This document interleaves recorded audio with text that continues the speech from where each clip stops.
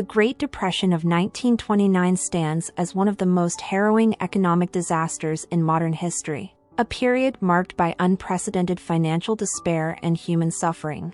To fully grasp the gravity of this era, we must journey back to the Roaring Twenties, a decade characterized by rapid industrial growth, speculative financial practices, and a widespread sense of prosperity and optimism. However, beneath the surface of this seemingly gilded age lurked the vulnerabilities that would soon culminate in economic catastrophe. The 1920s, often referred to as the Jazz Age, was a time of exuberance and excess. The stock market soared to unprecedented heights, fueled by speculative investments and a widespread belief that the market would continue to rise indefinitely. Technological advancements and industrial expansion seemed to promise a future of endless growth. Cars, radios, and household appliances became more accessible to the average American, transforming daily life and fueling consumer culture. However, this prosperity was not universally shared. Significant portions of the population, particularly farmers and industrial workers, faced economic hardship even as the stock market boomed. The seeds of the Great Depression were sown in the very fabric of the economic practices and policies of the 1920s.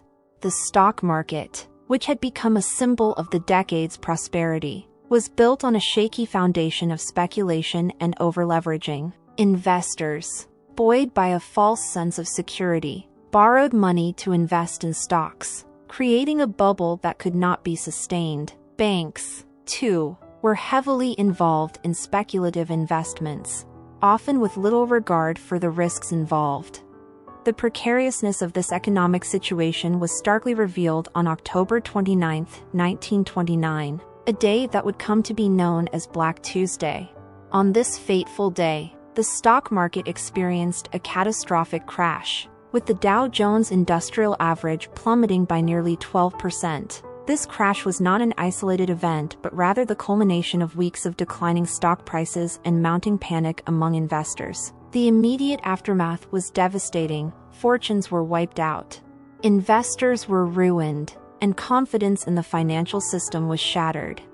The stock market crash of 1929 was a significant trigger for the Great Depression, but it was by no means the sole cause. The economic downturn was exacerbated by a range of structural weaknesses and policy failures. One such weakness was the agricultural sector, which had been struggling since the end of World War I. Farmers faced plummeting prices for their crops, leading to widespread foreclosures and rural poverty.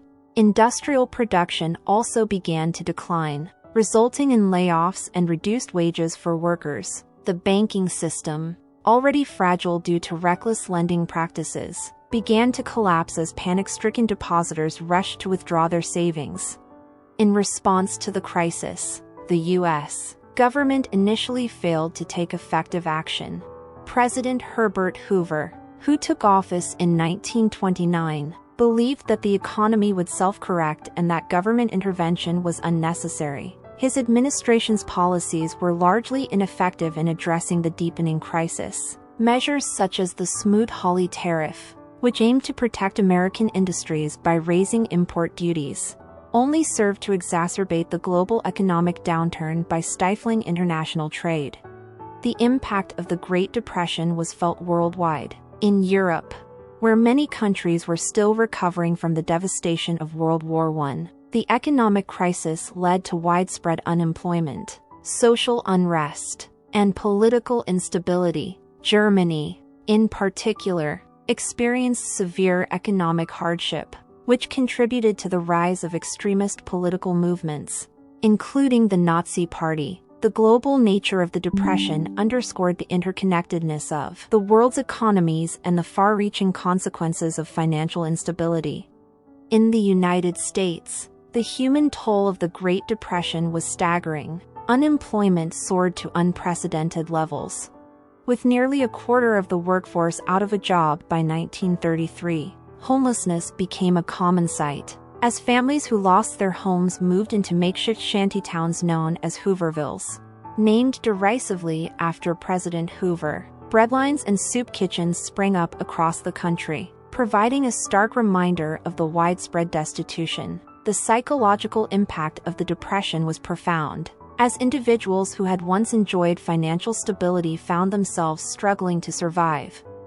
The Great Depression also exposed and exacerbated existing social inequalities. African Americans, already facing systemic discrimination, were disproportionately affected by unemployment and poverty. Many were forced to migrate from the rural South to urban areas in search of work, only to find limited opportunities and harsh living conditions.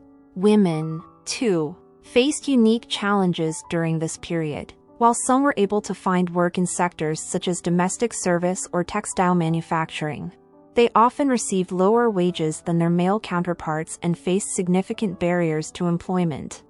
As the Depression deepened, calls for government intervention grew louder. The 1932 presidential election brought Franklin D. Roosevelt to power, ushering in a new era of economic policy and reform.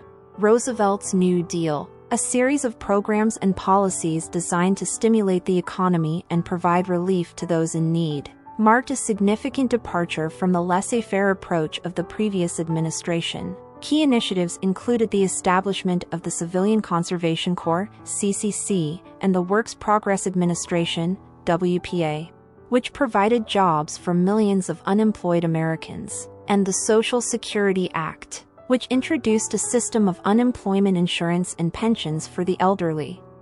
One of the most notable aspects of the New Deal was its focus on financial reform. The Banking Act of 1933, also known as the Glass-Steagall Act, established the Federal Deposit Insurance Corporation, FDIC, to insure bank deposits and restore public confidence in the banking system. The Securities Act of 1933 and the Securities Exchange Act of 1934 aimed to regulate the stock market and prevent the kind of speculative excesses that had contributed to the crash. These reforms helped to stabilize the financial system and set the stage for economic recovery.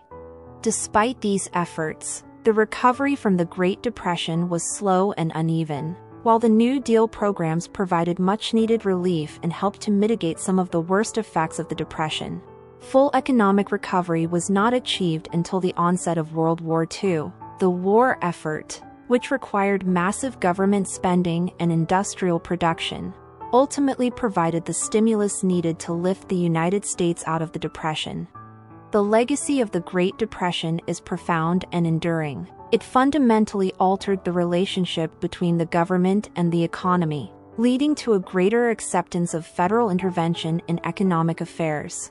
The social safety nets established during this period, such as Social Security and unemployment insurance, remain critical components of the American welfare state. The Depression also left an indelible mark on the collective consciousness, shaping attitudes towards economic risk, financial regulation, and social responsibility. In examining the Great Depression, it is crucial to recognize the complexity of its causes and effects. It was not merely a result of a single event, but rather the culmination of a series of economic, political, and social factors. The speculative excesses of the 1920s, the structural weaknesses in key sectors of the economy, and the policy failures of the early 1930s all contributed to the crisis. The human suffering and social upheaval that ensued underscore the importance of sound economic management and the need for a robust safety net to protect the most vulnerable members of society. The Great Depression also serves as a stark reminder of the dangers of economic inequality and the need for inclusive growth. The prosperity of the 1920s was unevenly distributed, leaving many segments of the population vulnerable to economic shocks.